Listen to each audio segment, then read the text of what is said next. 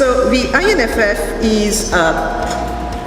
is basically a planning and delivery framework that the UN system has initiated, whose aim is to help countries think about how to finance sustainable development within the context of planning and implementing their national development plan, and how also to mobilize finance among the SDGs. So basically it is a tool that will allow governments to align their financing policies with their national sustainable development priorities and make sure that there is no disconnect there.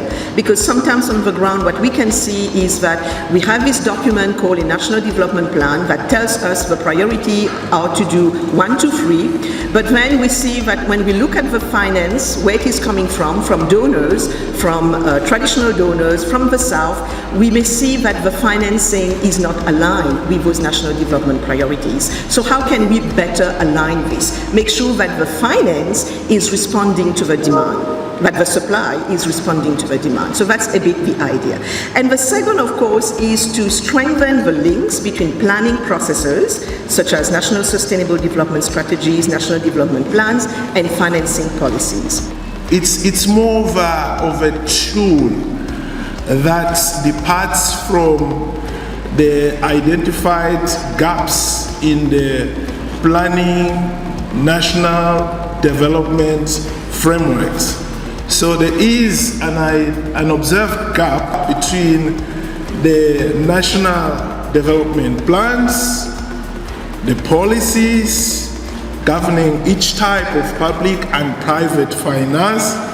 It also assists countries in targeting impact through financing strategies at 3 levels. At strategic levels, we're looking at public finance-centric approach to planning to public and private finance approach. Domestic resource mobilization is considered as one of the critical elements of Addis Ababa Action Agenda. So if you see the examples of financing policy areas in Addis Ababa Action Agenda, these are public finance and private finance, and in combination, the overall macroeconomic architecture like debt sustainability issues, macroeconomic and financial sector stability issues. As we speak to the principles to integrate sustainable development in corporate investment and finance, we need to ask the question, what needs to be done? Promote corporate finance for the technology sector and different geographies that are critical for SDGs. Compete for capital through innovation and encourage effective private sector solutions for SDGs. Elevate the measurement of the impact of SDGs. And finally, define constant and comparable metrics to assess companies' integrated SDG strategies. The 8 NDP is another step toward the attainment of our Vision 2030 as a country to be a prosperous middle-income nation by 2030, and the PS had indicated already that we have mainstreamed the SDGs in the plan. So the 8 NDP, as you note, we have the vision aspirations there on which the plan has been anchored. So all the interventions are anchored at attainment of our Vision 2030 aspirations. How is our mandate as ADA aligned with the 8 NDP? The direct planning from Ministry of Finance did highlight the strategic development areas or pillars as they are sometimes called, the 4 pillars. As an agency, ADA, we are aligned directly to pillar number 1, which is the economic transformation and job creation pillar.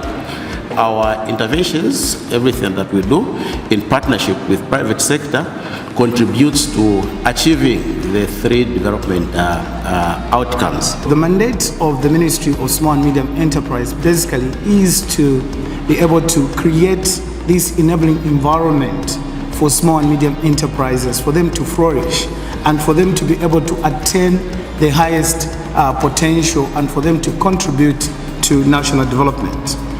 Now, for government to be able to do this, it is important that these SMEs are provided with this environment And what currently government is doing through the Ministry of Small and Medium Enterprise is to begin from the very start, the core of the ministry.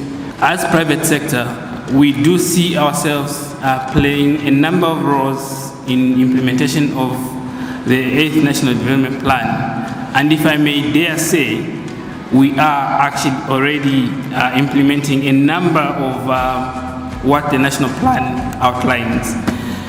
Economic transformation and job creation. The private sector is an engine to economic growth. We know the pitfalls, we know the challenges.